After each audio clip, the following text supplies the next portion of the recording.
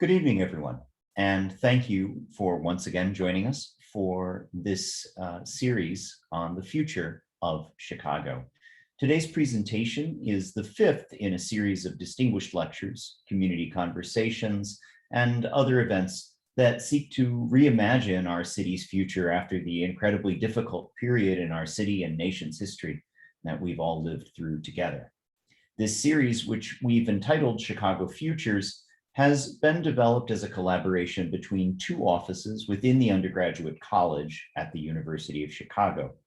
Chicago Studies, my program, offers curricular and co-curricular opportunities for the college community to study, engage with, and positively impact the diverse communities of our world-class city.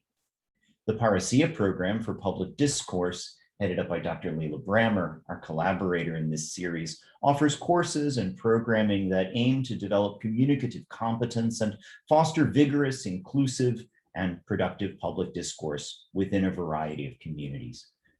To date, our series has included 4 distinguished lectures and 3 community conversations with representatives of local industries significantly impacted by the COVID-19 pandemic.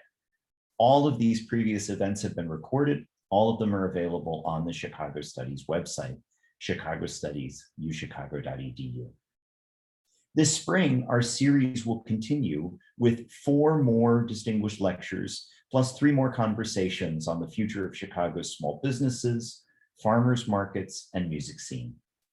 The Chicago Futures series as a whole has been generously co-sponsored by the Office of the President. And today's session is also co-sponsored by our friends in the program on the global environment.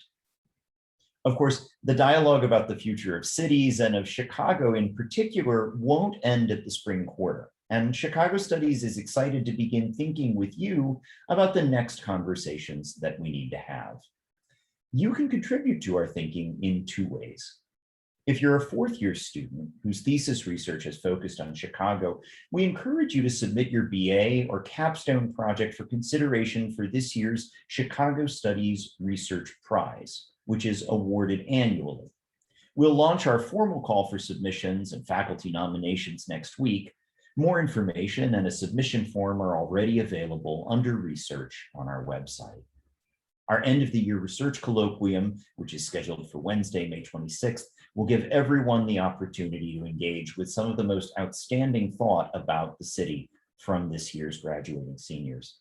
We hope everyone's able to join us for that event, which, believe it or not, is just 8 weeks from today.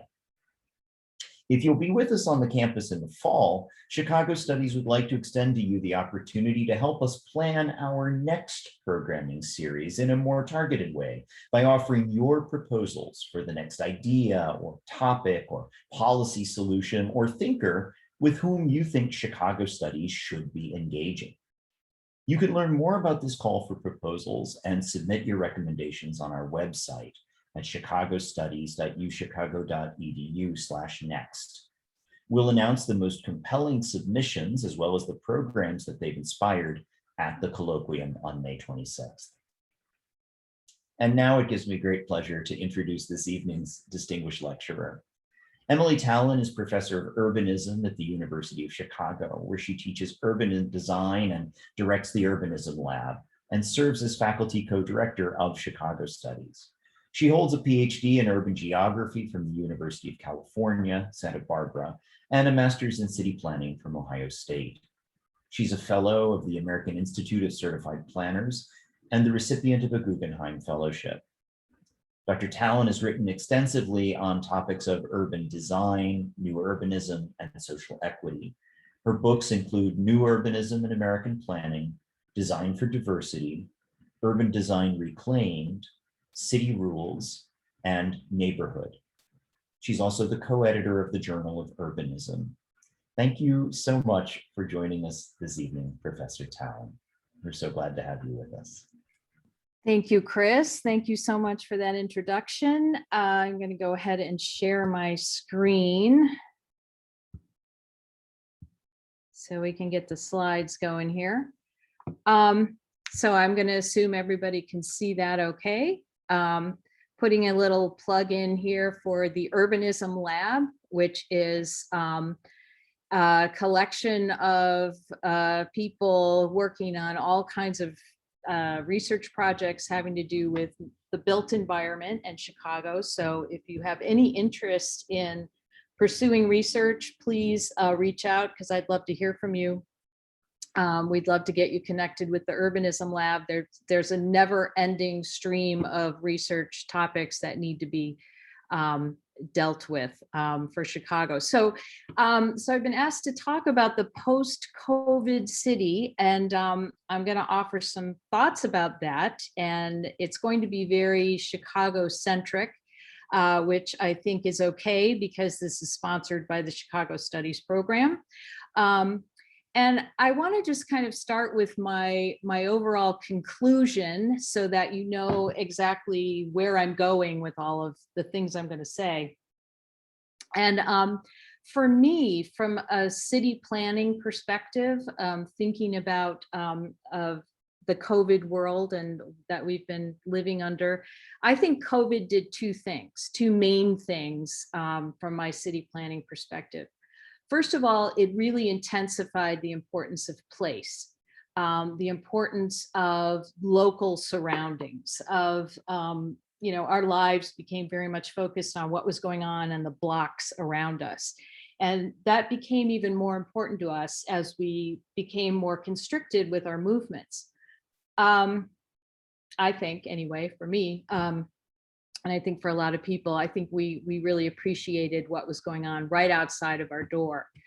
The other thing that I think COVID really did was really made us think a lot about social connection and appreciate social connection. And I think we're very social animals, and we crave connection. And suddenly we weren't supposed to be connecting the way we used to. So I think those connections, just encountering a stranger passing in the street, or a shop owner that you encounter or have an exchange with, that became very important as well.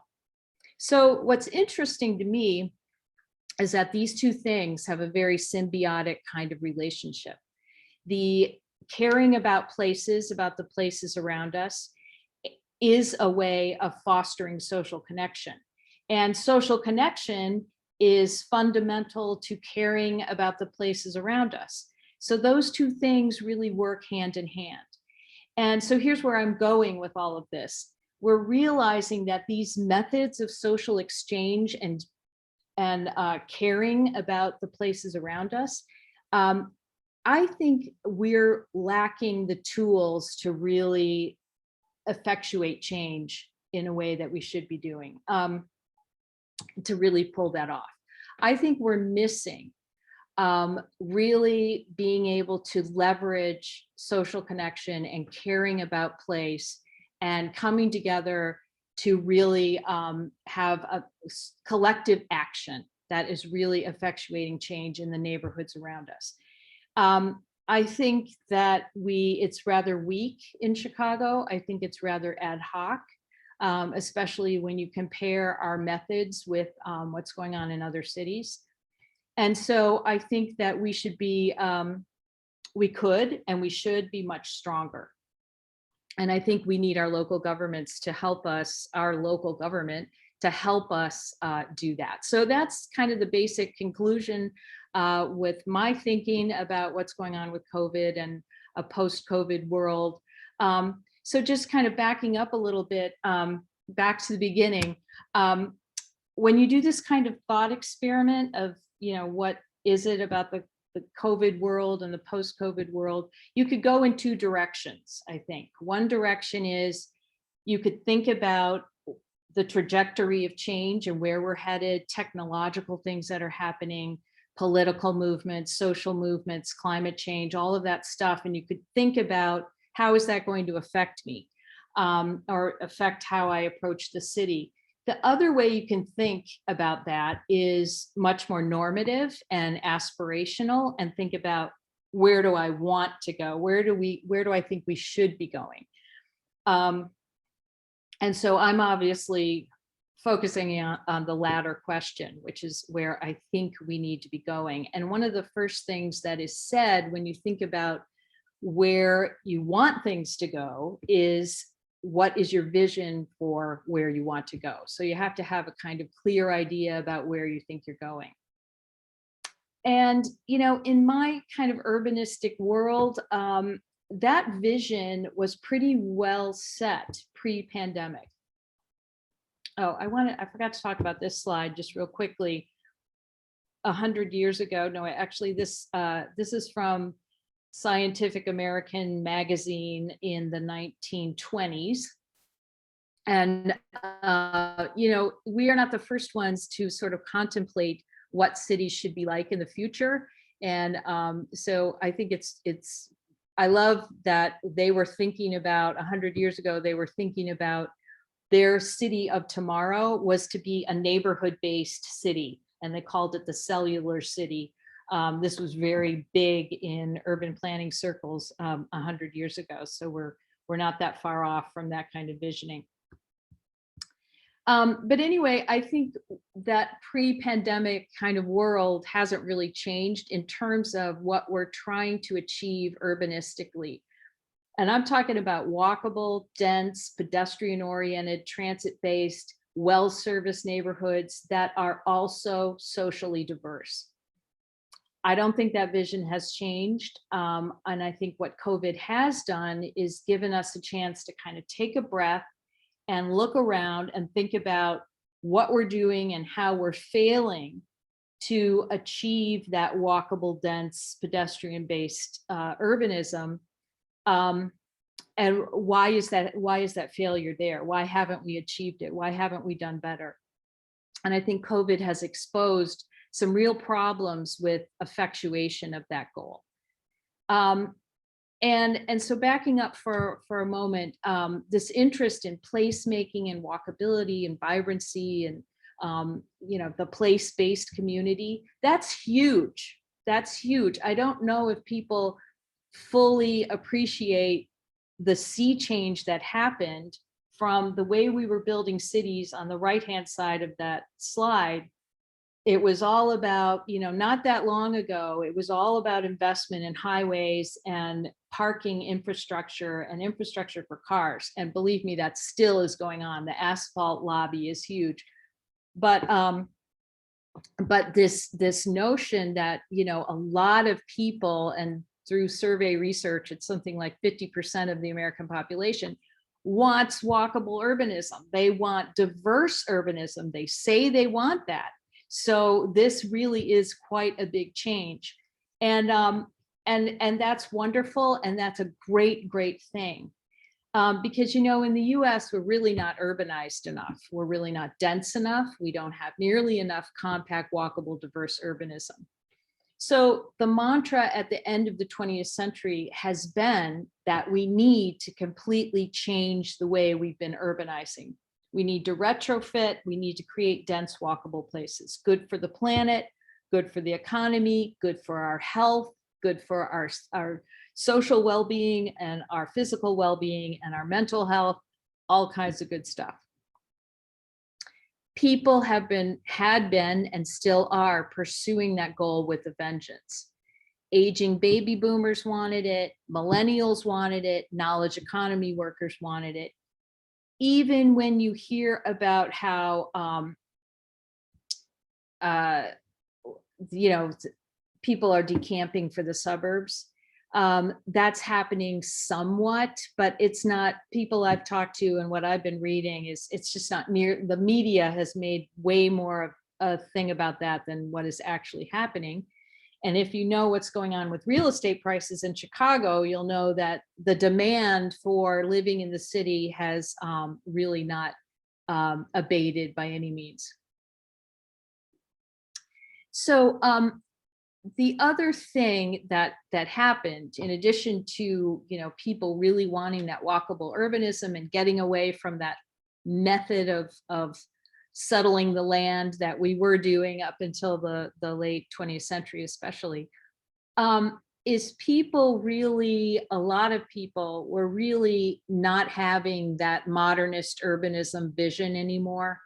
That kind of top-down architects telling us what we need to be doing and telling us how we should be wiping out historic urban fabric and replacing it with these modern buildings, and everybody should love it, and it's top down, people weren't having it. But here's the problem. There simply hasn't been enough of it. And so the problem is we have been losing the very diversity in these walkable urban places that is key to making it sustain its vibrancy. Jane Jacobs' diverse Greenwich Village ideals simply didn't last. And so what erupted was problems on two fronts. And I want to kind of characterize the problem that ensued in terms of two different tensions. One is the affordability problem, the supply versus demand problem, the gentrification problem, and displacement problem. People craving these walkable neighborhoods, craving place, craving history, and they, supply certain, just not meeting demand, and people start out competing each other, and you have this limited supply, and so we have been losing that diversity. You don't have to take my word for it. You might see this all around, but I have the data to prove it. And for example, here is the red dots on this map are showing you where the most walkable locations, according to something called Walk Score, which you may or may not know what that is, but it's basically a measure of access to amenities. So these red dots were the most walkable places now, fairly recently. The map underneath there is showing you in 1970, so this is 50 years ago. The darker colors are where we had more income diversity. So we had, this is classic Jane Jacobs income diversity. And so I want you to compare that map to where things were in 2010. And you can see exactly that it is those walkable neighborhoods where we lost that income diversity. Exactly. So that dynamic, what's happening there, I don't think that has really been changing at all. It's just been marching on with COVID. In fact, even if, as I said, even as people decamp for the suburbs, there is still a lot of interest in retrofitting suburbia around, guess what, walkability. That's job number one, is getting it to be less car focused and therefore creating better urban environments. So that's one huge dynamic and problem. The other problem from my perspective that we really takes a lot of focus is the sheer lack of investment in many other neighborhoods, especially communities of color. So at the same time that there may be resistance or a need for investment in many neighborhoods, struggling neighborhoods, there's resistance to it. And who can blame people? Because there is no real plan for how this investment is going to play out. And so you have people that are worried about gentrification and displacement from that investment. And again, it's really kind of a tragic situation where you have neighborhoods that very much need investment, but they don't know what's at the end of the road for that. And you can't blame them. You can't blame people for being worried about the uncertainty and wanting to, and resisting change. So here's what we have. We have these overinvested neighborhoods that are losing their diversity, and eventually they will lose their walkability. They already are. And then you have underinvested neighborhoods that, while they need investment, they might not be able to get it, or they're not sure they want it because they don't know what it all means. And I would argue that moving forward on either of these fronts, we really need to get serious about neighborhood empowerment, which is what I started when I started talking. That's what I was talking about. This is what I think is most needed in post-COVID Chicago: collective voice, neighborhood empowerment, the ability to effectuate change, getting people in a kind of web of association, yeah, working together collaboratively in a really constructive dialogue for collective action. That is what I think is missing. And don't get me wrong, there are many, many Chicago organizations, thousands, in fact, of neighborhood organizations, but they're not really, they're doing all kinds of things, but I'm frustrated with how they're not really focused on bringing people together in place-making urbanistic enterprise. That is not usually the goal. Usually the goal is about service delivery, or it's about reacting to changes being pushed upon them. But a proactive kind of visioning of, here's how we want place to be in our neighborhoods, here's how we want our neighborhoods to be. That is what I find very, very weak in Chicago. And it's unfortunate because the built environment really has a strong role to play, as I said already, in activating this dialogue. So the interest in placemaking and walkability, that's a great catalyst for getting the kind of social infrastructure we need in place to activate that collective voice. I don't think Chicago is doing a good job at this for several reasons. Reason number one is the correlation between neighborhood and actual governance is completely convoluted. So, and you know what I mean when you look at the ward system. The wards are, here's Chicago wards 1 and 2. Nothing to do with, so this is where the power is, the sort of neighborhood-based power. You could never call a ward a neighborhood. And that is, isn't that correlation between neighborhood as a place and the power level levers to really effectuate change.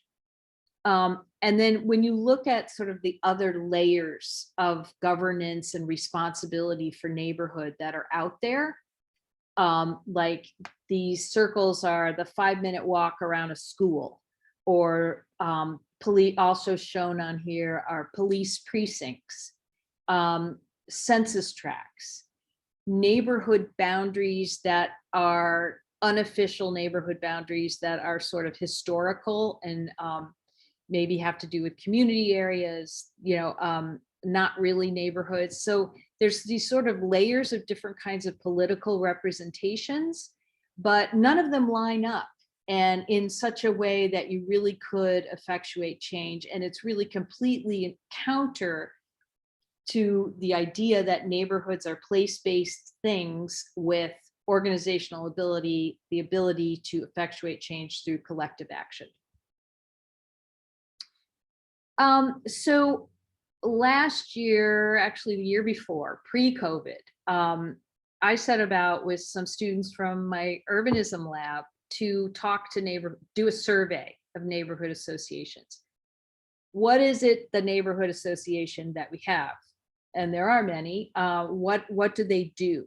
What's their interest? Do they do placemaking kind of stuff?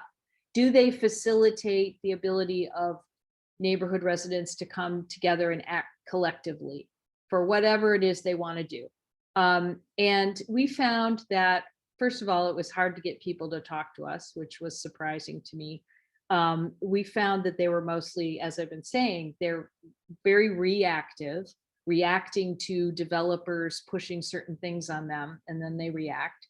Or they are doing sort of, they are doing some social connection kinds of things, garden walks and things like that. There's a lot of service delivery that is put upon these organizations, and a lot of them are just kind of struggling to keep up with that aspect of what they need to be doing. And so they don't have time to kind of formulate visions about what their neighborhood should be.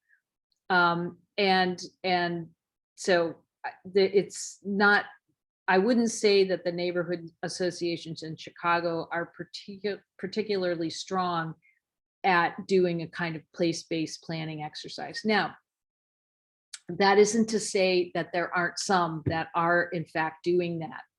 I was just talking this morning with the South Shore folks, and they are doing, the chamber is working there, and they're doing a quality of life plan for the neighborhood, and that is absolutely fantastic. Why isn't that being done everywhere? It's kind of a one-off thing here and there that's taking place. Now, why should this collective voice with real power to effectuate change, why would that make a difference for mitigating the tensions that I talked about before, the affordability issue and the issue of underinvested neighborhoods? And I'll give you a couple examples. The overinvested neighborhood situation where you have affordability problems. Addressing that really requires a constructive kind of dialogue, really understanding the benefits of diversifying the housing stock, the benefits of having affordability, having a constructive dialogue where people realize that affordability doesn't mean, isn't not something negative. It's something positive. It's housing your grandchildren or housing your school teacher or a shop owner, or actually affordable housing is a way that you homeowner can have extra income. So all these kinds of exchanges about a problem like that need to happen, and that is what could address, go quite far toward addressing the problem, rather than the constant fight over, oh my God, the city's going to put affordable housing here, we're against it, that reactive kind of approach. And then for underinvested neighborhoods, what they often need, although they need to decide for themselves, but they all often need density and they need services. So where should that happen? How should that happen? Who's going to pay attention to the impacts of that? Who's going to pay attention to the possible displacement and gentrification that might happen?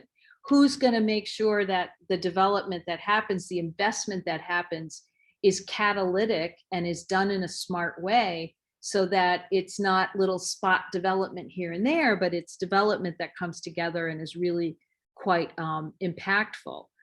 That requires a kind of collective action and coming together that that I think these neighborhoods do not have the power to be able to do. So as I've been saying, advancing on either of these fronts is really going to require that collective, constructive, neighborhood-based dialogue and planning. It's got to be resident driven, it's got to be bottom up, but that doesn't mean that you just throw out there, oh, neighborhoods need to empower themselves. That's not how it works. We need to provide people with tools. This all sounds fine, let's empower neighborhoods, but there's a lot to it. The devil is in the details. And so I think what empowerment means is activating the neighborhood association in a more formalized way, something beyond reactive effort and fighting developers. It means giving a staff and a budget so that there can be things like neighborhood planning and visioning. There can be things like participatory budgeting, which is a very creative and essential process that is done maybe in 2 different places in Chicago. We need to support the building of social connection. Networks matter, leveraging that to make neighborhoods prosper. Because the prosperity of cities and our ability to grow in a way that's inclusive and innovative and sustainable and all that good stuff, that will fundamentally depend on whether networks of residents and leaders are working collaboratively. And that to me is the most important thing to emphasize for a post-COVID Chicago. So that is the end of my talk, and I'm very happy to entertain questions at this point. So I guess what I have to do is stop my screen share and go over to the Q&A. I only see one. Okay, this questioner says, for those of us who are from Chicago, the convoluted and overlapping power structures are all we know. Can you give us some better structural examples from other cities you've studied? That's an excellent question. And yes, I can. Some cities that really stand out are Seattle. And I love what Seattle did with, that's not to say that they don't have their own share of lots of problems, but they said, okay, neighborhoods out there, if you come together and prepare and get your residents working together, we'll incentivize it. We will give you the money to do that. And our condition is that you can't produce a plan for a vision for your future growth that's exclusionary in any way. You have to develop a vision for your future that's inclusive. And you do that, and here's some money to do it. Here's some staff support to do it. That is awesome. That is awesome. Another city that has been really at the forefront decades ago, maybe not so much now, is Pittsburgh. And Pittsburgh was very, very much focused on activating its neighborhoods, on giving them the support they needed. It starts with even understanding where the neighborhoods are. Chicago doesn't even know what neighborhoods it has. It has no official list of neighborhoods. It has no official list of boundaries. There is a person, an individual who has been very involved in mapping Chicago neighborhoods on his own as his own project. And a few years ago, the city tried to post his neighborhoods on their website, and he sued them for doing so because it wasn't their neighborhood map. So you're just thinking, well, why doesn't the city have an official neighborhood map? But I'll tell you why, as this anonymous attendee so accurately portrayed the weird convoluted power structures. Cities don't necessarily want to devolve power to the neighborhoods, because that is a loss of power for them. That's one way to look at it. You would hope that the aldermen would see it as really a way to leverage power and to make things happen and increase their own power base.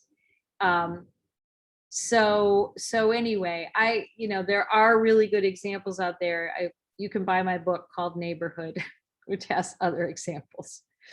Okay, here's a question about participatory budgeting of neighborhoods. That is a cool thing, because that's basically, how I don't know if you know that all the aldermen in the city, and there's 50 of them, are given 1.3 million or whatever it is yearly to spend. And I know of 1 or 2 aldermen in the city out of those 50 who have adopted the participatory budgeting approach, which is actually a well-developed thing. They have a website, they have a whole process laid out. It's a nonprofit organization that helps cities to do this. But they go to the residents, a neighborhood association, and they have a whole dialogue about how to where should the priorities be for spending that money. So it's almost kind of amazing to think how little that is actually done, because it's the ultimate in democracy, right? That you would have the residents come together to do that. The whole, there's, so many creative things that other places have done. Like one of the problems with community engagement in general is when you just open up community engagement in a forum and you let anybody come and just spout, right? Some places, and I'm thinking of Australia in particular, and many places in New England, they don't necessarily approach their community engagement like that, like a free for all. Because what happens is you get some very loud voices in there that dominate the conversation and shut down other people. They do things like pick every 100 person out of the phone book, or, we don't have phone books anymore, but like systematically pick a representative sample out of the neighborhood to be involved, so that it is representative, so that you don't have these very few voices dominating the whole conversation. So that's just one example of the kind of more thought given to how this whole process ought to play out.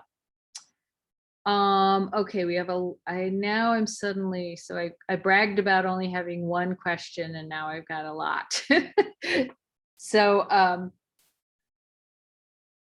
as you for rather than a more, okay, so my friend Evan Carver is asking a very good question. The aldermen are, we know that there's political shenanigans going on. Why does this proactive neighborhood collective action have to happen through formal political channels rather than in a more informal manner? And I would say I would love it to be informal. I would absolutely love it to be bottom up, but I do think that some support is needed. I think that the sort of informal, spontaneous grouping to effectuate change I would argue, has not been all that effective, and we need to enable it. We need to provide the infrastructure for people to do it. And then, I don't know if that necessarily needs to be the formal political process, but I do think we need the city resources should be supporting this in a more proactive way.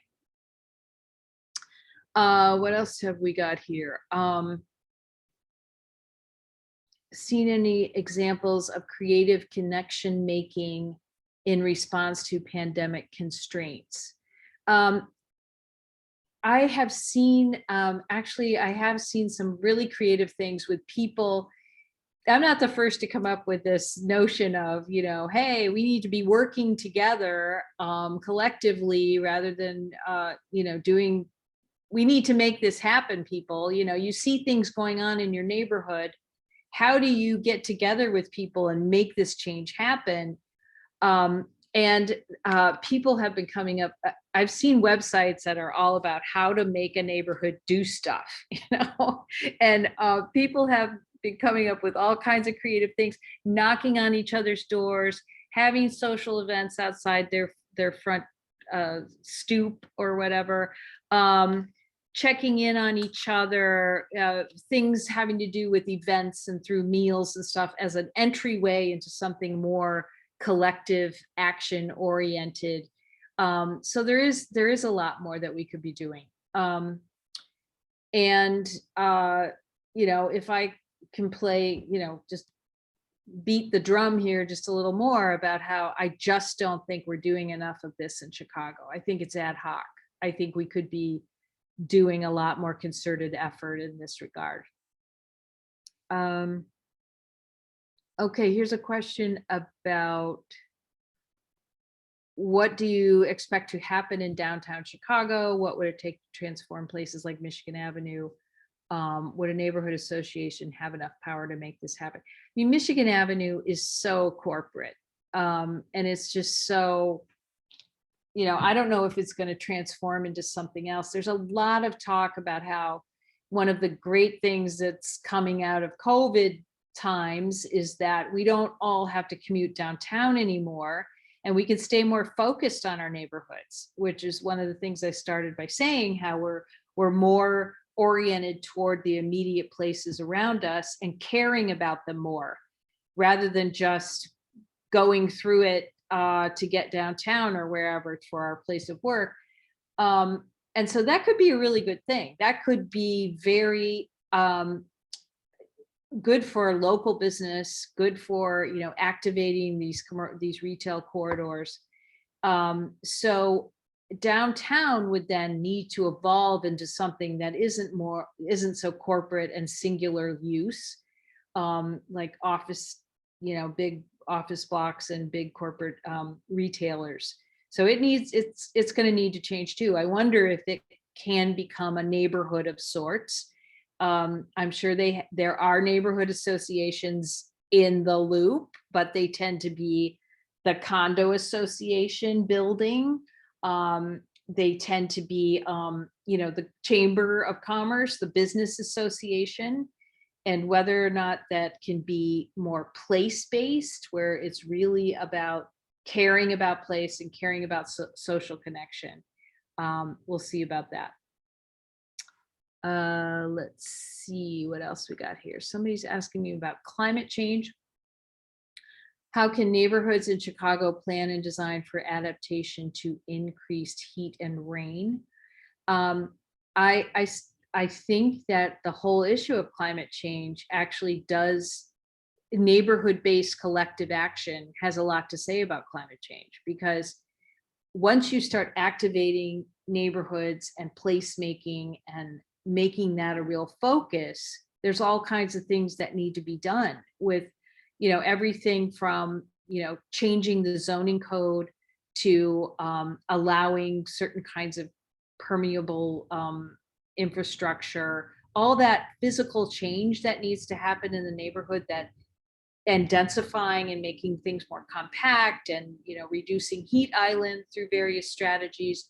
All of those things can be promoted and activated by residents who care about it, who care about what's happening to place. And they might care about it individually, but they need to come together in this sort of network of association that I've been really pushing to create those plans that are going to address climate change locally. How do they do that? Talk to the aldermen and say, hey, alderman, can you get us more organized? You know, they can spontaneously organize, but I just think something a little more concerted and formalized and proactive in that regard would go a long way. Let's see, Chicago certainly invested money in creating public spaces, but they immediately become commercialized, corporatized, and they tend to favor those interests. No one can afford to do a neighborhood event at Millennium Park, and almost no one lives near there. How do we avoid or disrupt these kinds of investment in Chicago? Yeah, I would agree. It's really, I worked last year on a paper that was just recently published, which was tracking investment in Chicago, public investment in Chicago. So we got all the money, the data on where money is being spent in Chicago for place-based things, not, you know, healthcare and things like that, but things that have to do with improving place. So where money is being spent for parks, for bike lanes, for, you know, improvements and all kinds of stuff. And it was kind of predictable, you know, it's the money is, and then we looked at it as a per capita expenditure, you know, where the money's going, does it make sense in terms of who's living there?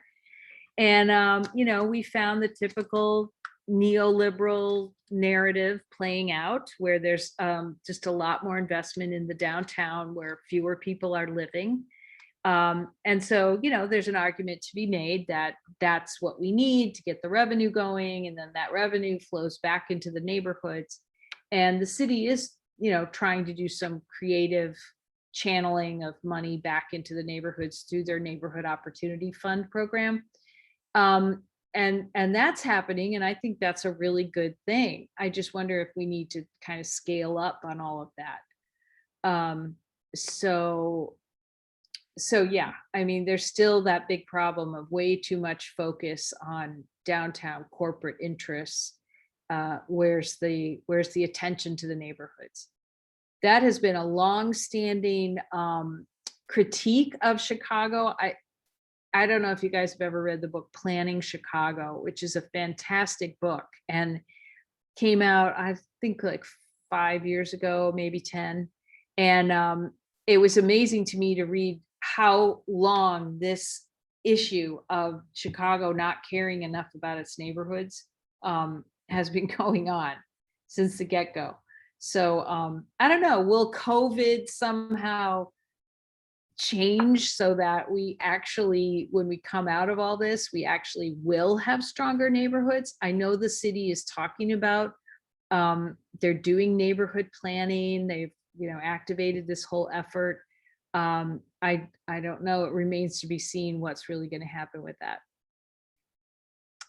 For those who don't know Chicago well, what's the difference between the neighborhoods and the community areas? They seem pretty official. They're not official. The community areas are huge. There's like 30,000 people in community areas or more.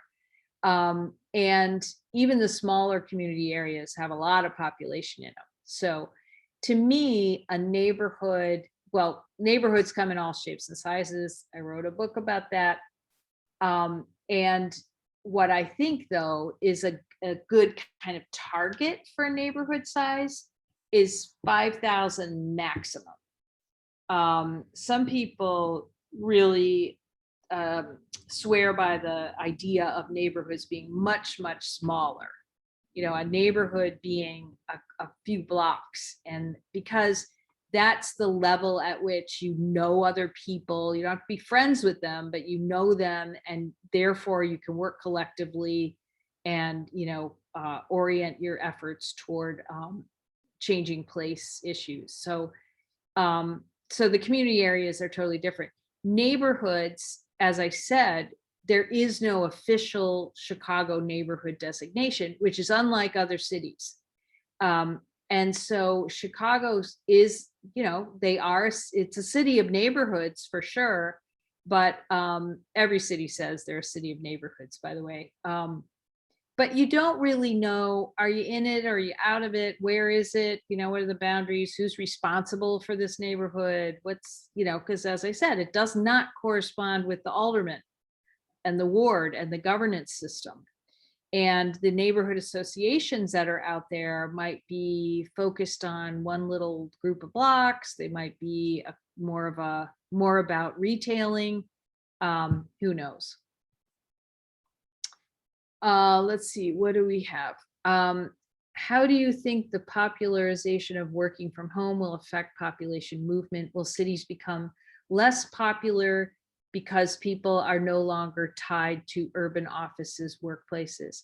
I think we're still really social animals. We need to band together. We like to live in clusters.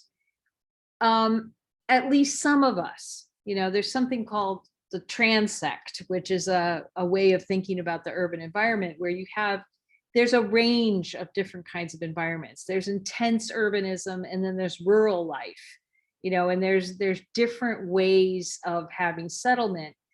But unless you're living on a farm and you're really rural, we want people, and what's good for sustainability, we want them to be clustered somehow. Even in a more suburban setting, there needs to be some social clustering. So I think that, it's hard to say that, people are going to give up on the city and everybody's going to move out, even if they can work from home. Some people want to do that. Some people, like my husband, are just happy to not interact with anyone. But I'll tell you, anybody who has any kind of social life, you want to have that social connection, right? Especially if you have kids. I found that I have 3 kids, and they were just growing up, all they wanted to do, they, after a certain age, they don't want to have anything to do with their parents. All they care about is getting together with other kids. So if you live in the suburbs and you're trying to accommodate that, you're spending your whole day driving around. So that's another impetus for all this interest in placemaking. And I don't see how you working from home really changes that dynamic. I think that is the same kind of dynamic that's going to happen.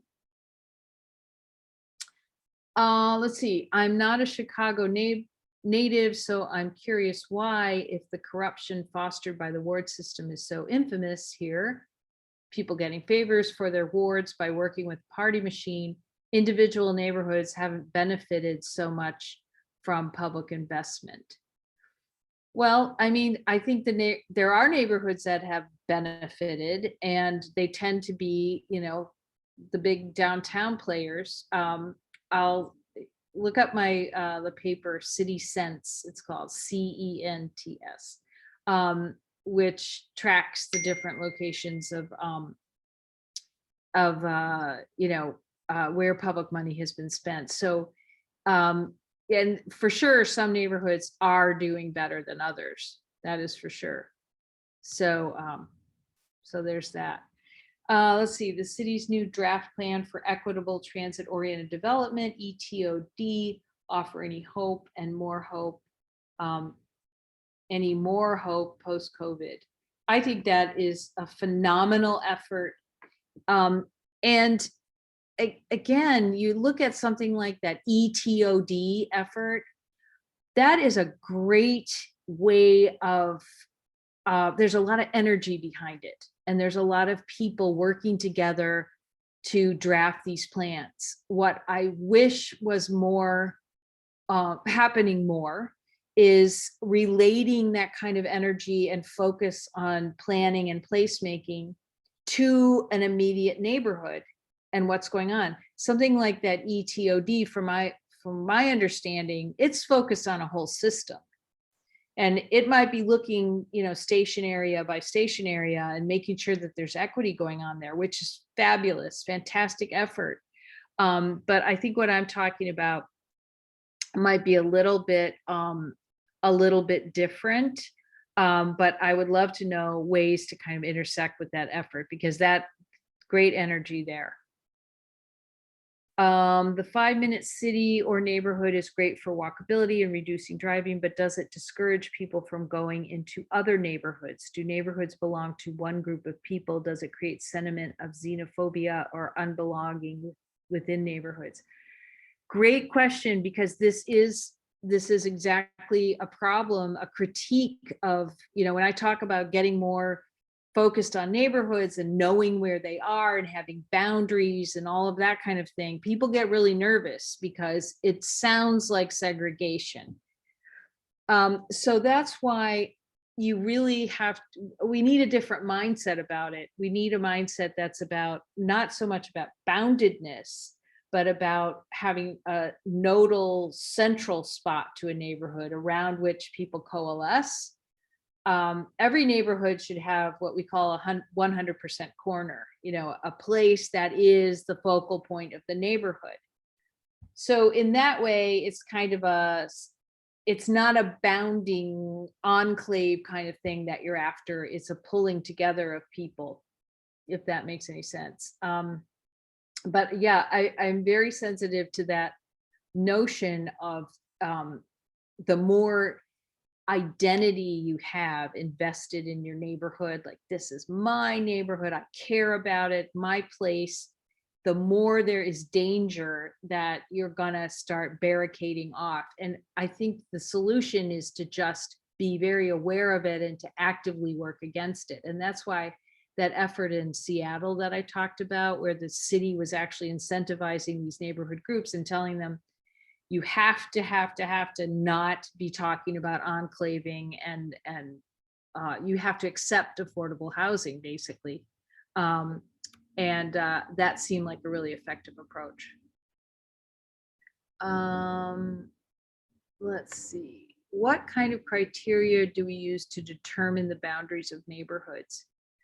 Well, again, I think it's I lay out in my book Neighborhood a process for that that I think would work, and what maybe someday the city will I can work with the city to do. But I think it starts with looking at the historical understanding of neighborhoods. People have a sense of neighborhoods, and other cities have done some really interesting things with crowdsourcing neighborhood identification and like putting it out there. Please respond to our survey. Where do you think your neighborhood is? And then kind of looking at the area that's covered. But then again, rather than focusing on, well, here are the actual limits of this neighborhood, you're going to focus more on here, where's the center of this neighborhood that's pulling people together. And so the boundaries kind of aren't hard. The boundaries are weaving. And maybe the boundaries are kind of at a main commercial corridor, and at that corridor, the neighborhood boundaries often are, big streets. At that street, rather than a hard boundary, it's actually something that's functioning, pulling the two sides together. So it's that kind of thinking about kind of creating a weaving kind of thing for the city, not a hard boundary, that I think is really, really important. And neighborhoods need to be connected, not to each other, residents to each other, but also more broadly through the whole city. Jane Jacobs talked about neighborhoods being in 3 different sizes. And one size was the street neighborhood. And that's where you have the retailers and you have the neighborhood residents around those retailers. And that's a sense of neighborhood. And then another one is more of a district kind of thing. And another kind of neighborhood is even bigger than that. But the point was, all these different conceptions of neighborhood fed into each other, and they all had their own method of political power and being able to effectuate change. And one fed into the other. And so that kind of whole thinking about, neighborhood and how is change created through neighborhood, through collective groups, through, collective action, people coming together. How is that actually happening? Is that happening? Where is that happening? Why isn't it happening more? That's really the question. Somebody says, I love the idea of crowdsourcing neighborhood identity. It seems to me that there are also narratives at play in neighborhood self-identification. Do you know of anywhere where these stories are being shared, crowdsourced as a way of building community on multiple levels? Yes, there are, I can point you to, actually send me an email and I can give you all kinds of different sources. But the one I was talking about with the crowdsourcing, that happened in Boston. And I don't know what became of that identification of neighborhood boundaries, but that was happening. New York has had a lot of interesting efforts about neighborhood and how to identify different, but people in New York go nuts over neighborhood names, and there's all these fights about naming of neighborhood. I don't know that I've seen that kind of argument go on around here, but it's the naming of neighborhoods is often something realtors get into to try to up housing value. Like, let's not call it this, let's call it this. This is the neighborhood you now live in. And then therefore there's a certain cachet that they're trying to attach to a particular place. And then the neighborhood residents get all upset about it. And I find that really interesting, actually. But again, that's just kind of, tinkering around the edges of actual collective work where people are coming together to really do something proactive for their neighborhood.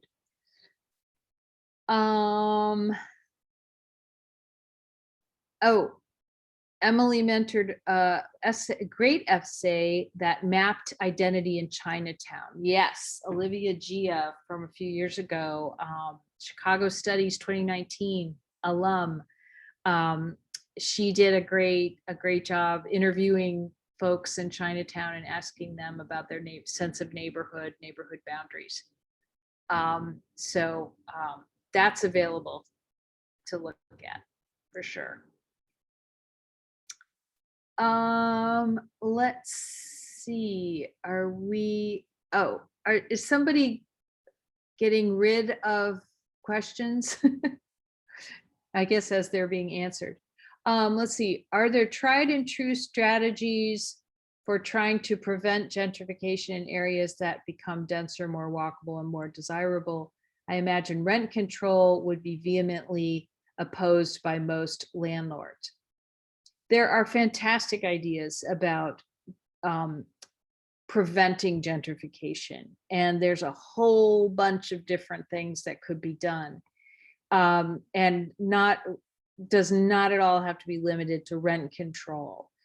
One of the strategies that I like the most is the community land trust, and that is, and Chicago has a community land trust. That is a nonprofit entity that develops affordable housing, and they take care of it and maintain it, and people can buy into it, buy these affordable housing units and build a little bit of equity, but when they move out, they aren't allowed to have some big windfall profit. So it's a whole system that actually dates to the 19th century, is when this system was developed. You might have heard of Henry George, the Garden Cities movement, Ebenezer Howard.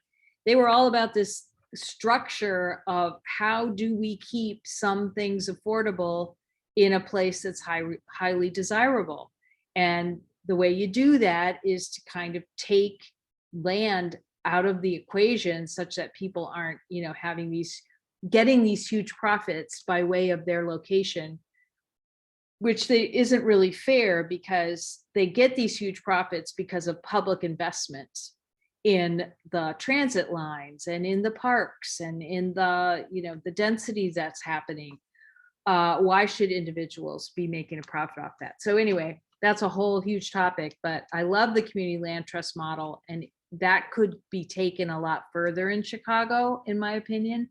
And Chicago actually does have, a requirement that new development beyond a certain size has to devote a certain percentage of housing units to long-term affordability.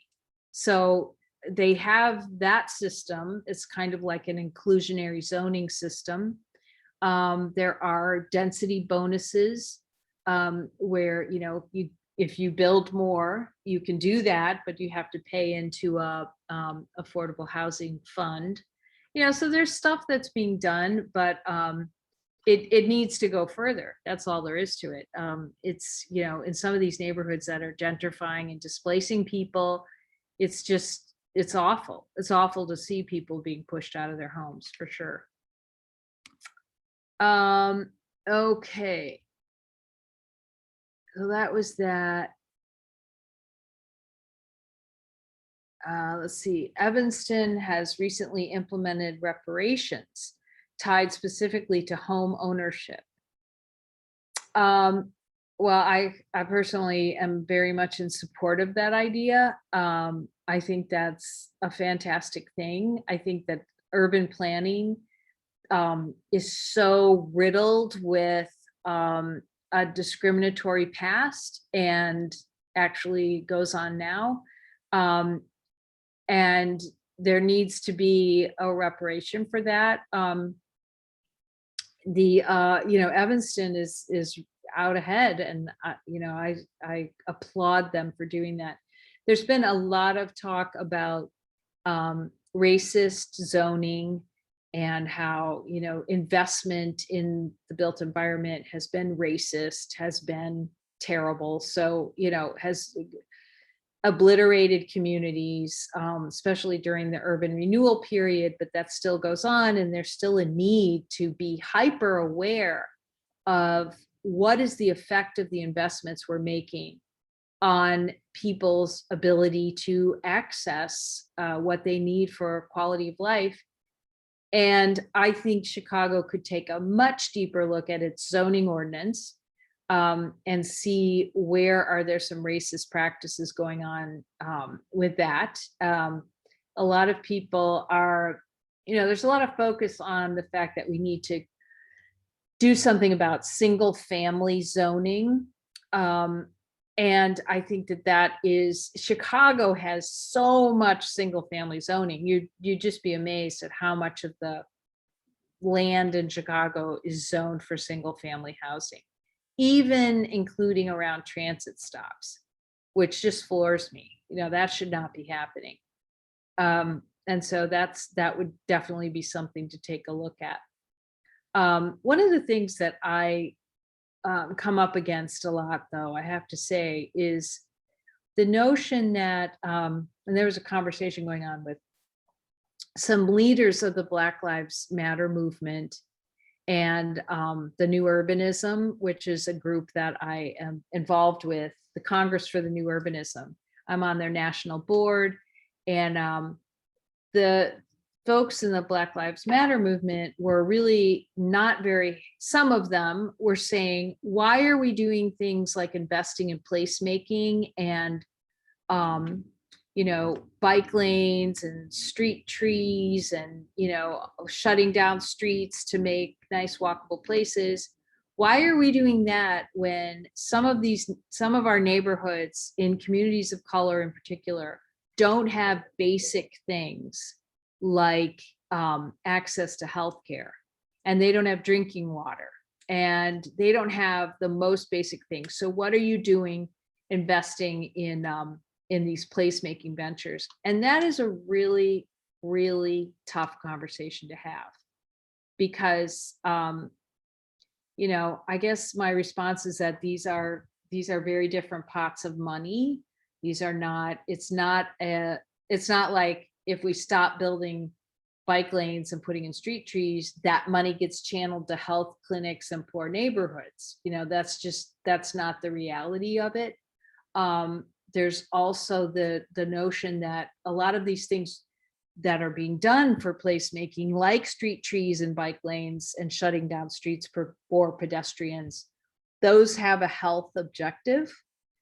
Those have a social connection objective. Those have an economic vitality objective. So it's not like it's just all this placemaking stuff is all window dressing. It really has an objective of enabling and fostering health and prosperity. But I don't have a good answer for this problem, but it definitely has made me think about how to address a question like that and what needs to be done. Okay, so now I think Chris is asking me about what I teach in my courses. Well, my focus is really the built environment. Right now I'm teaching a course on the two courses. One is Sustainable Cities Lab, where we are putting together a submission to a competition for a sustainable city, and that is going to be great, going to be really fun. I'm so proud of University of Chicago undergrads who are working on this and competing against the architecture grad students, the Harvard GSDs of the world. But we have an attitude like we're going to show them. And then so that's one course. Then the other course is an urban design studio where I'm super excited about this course because we're looking at Milwaukee Avenue between Central Park and Kimball. So it's kind of just north of Logan Square. And we're looking at how to revitalize that retail corridor. And we're working very closely with that business association there. And we're going to just visualize what could go in these. There's a huge problem with vacant retail spaces, vacant storefronts in Chicago, actually all over the place. So what are you going to do about that? And we're looking at different creative ways of addressing that issue. Well, Dr. Talon, thank you so much for sharing not only your thoughts about where we're headed in the wake of COVID, where we should be going, how we should be getting there, but also letting people know about your classes, any seats available in anything that you're teaching. I I hesitate to say because you've already missed the first week. Yes, there are spaces available. What are you teaching next year? We'll push people in that direction. How's that?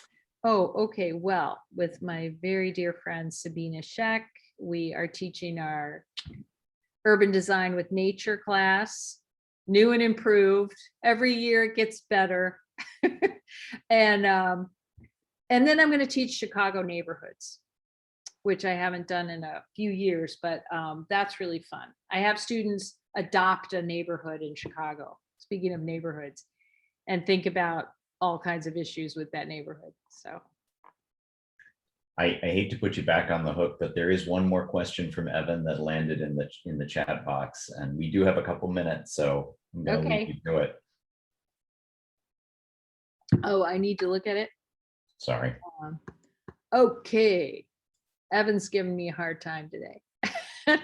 But I'm guessing you'd prefer a form of reparations that invested in communities and places rather than just cutting checks to people. Is that right? Can you elaborate? Could there be a program that invested in what is ultimately public infrastructure in the name of reparations toward a particular subpopulation? I guess I'm a little confused about how their reparations is structured. I don't know that, and Evan, I wish you could join us and let us know what you think, but I don't know that the reparations that they've got going are directly tied to what's been going on city planning wise, unless you know otherwise, because there's all kinds of ways that reparations are needed that don't really necessarily have to do with city planning as the source of a problem. I mean, discriminatory practices in hiring, that is something that's, could be tied to reparations. So, okay, he tells me he's asking in the abstract.